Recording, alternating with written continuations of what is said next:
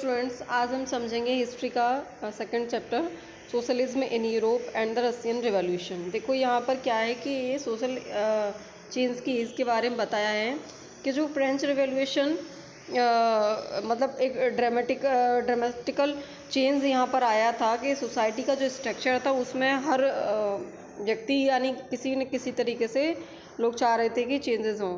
तो यहाँ पर हर आदमी भी नहीं चाह रहा था कि यूरोप में सब तरीके का चेंज हो। तो यहाँ पर 3 तरीके के ग्रुप्स यहाँ पर बने हुए थे उसमें, कंजर्वेटिव्स, लिबरल्स एंड रेडिकल्स। तो 3 types of groups were in Europe, conservatives, liberals and radicals. We will talk about liberals. Liberals wanted a nation, liberals क्या चाहते थे? They wanted a nation which tolerated all the religions, यानी कि सारे धर्मों को वो टॉलरेट कर ले, ऐसा हमको एक राष्ट्र चाहिए। And they also against the uncontrolled power of the dynastic rulers, जो डायनेस्टिक रूलर्स की अनकंट्रोल्ड पावर थी उसके वो फेवर में नहीं थे, वो चाहते थे कि ये ख़त्म कर दिया जाए। And they wanted rights for individual, वो इंडिविजुअल्स के लिए राइट चाहते थे। They argued for an elected parliamentary government subject to laws interpreted by a well-trained judiciary that was independent of rulers and officials.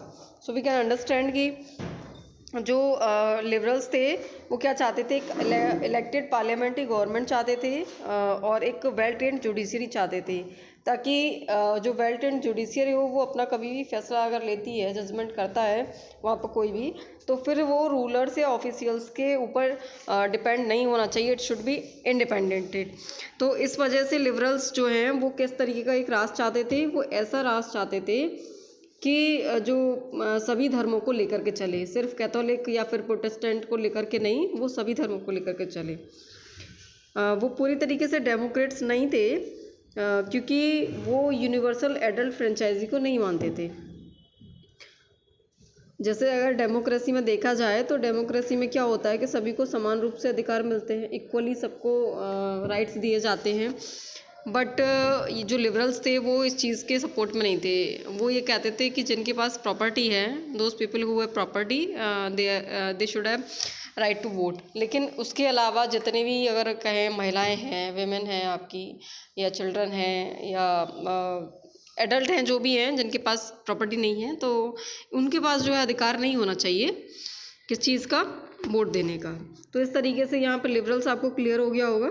After that radicals क्या चाहते थे? Radicals एक ऐसा नेशन चाहते थे, ऐसी मतलब राष्ट्र चाहते थे जिसके अंदर एक गवर्नमेंट होनी चाहिए, और किस पर वो बेस्ड होनी चाहिए? कंट्री की जो पॉपुलेशन है उसकी मेजॉरिटी पर बेस्ड गवर्नमेंट चाहते थे वो लोग। और वो ये चाहते थे कि जो प्रॉपर्टी है वो प्राइवेट प्रॉपर्टी रहे लोगों के पास। वो प्राइवेट प्रॉपर्टी के अगेंस्ट नहीं थे कि चलो ठीक है प्राइवेट प्रॉपर्टी है वो रहे, बट वो ये नहीं चाहते थे कि जो प्रॉपर्टी का कंसंट्रेशन है वो केवल कुछ ही हाथों में रहे, यानी कुछ ही लोगों के पास प्रॉपर्टी का कंसंट्रेशन रहे, ऐसा रेडिकल्स नहीं चाहते थे। तीसरा था हमारा कंजर्वेटिव। तो कंजर्वेटिव की सिचुएशन ये थी कि कंजर्वेटिव जो है रेडिकल्स और लिबरल्स दोनों के ही अगेंस्ट थे। But after French revolution they open their mind, उन्होंने अपना दिमाग खोला और वो सोचने लगे कि चलो ठीक है सोसाइटी में थोड़ा बहुत चेंज हो जाना चाहिए, तो they were ready for the change. लेकिन अब यहाँ पर बात क्या आ रही थी कि उन्होंने 2 चीज़ें रखी थी, 2 पॉइंट रखे थे कि ठीक है हम रेडी हैं चेंज के लिए, लेकिन उसमें आप जो है चेंज का जो प्रोसेस होना चाहिए वो स्लो प्रोसेस होना चाहिए। मतलब वो एक्सेप्ट करने के लिए तैयार थे उसको, चेंजेस को, बट ग्रेजुअल प्रोसेस में होना चाहिए। और दूसरा वो ये कहते थे कि जो पास्ट है, जो पास्ट की उनकी परंपराएं हैं, ट्रेडिशंस हैं, जो भी है, तो उसको जो है रेस्पेक्ट दिया जाना चाहिए। मतलब ये भी रेस्पेक्टेड होना चाहिए। ऐसा नहीं होना चाहिए कि आप जो न्यू पॉलिसीज़ बनाएं या रूल्स रेगुलेशंस लगाएं तो केवल सिर्फ उन्हीं को इम्पोर्टेंस दें, तो पास्ट को भी इम्पोर्टेंस दी जानी चाहिए। तो आज हम सिर्फ इन्हीं तीनों को क्लियर किया है और इसी को क्लियर करेंगे। इसके बाद इंडस्ट्रीज़ और सोशल चेंज को नेक्स्ट वीडियो में देखेंगे।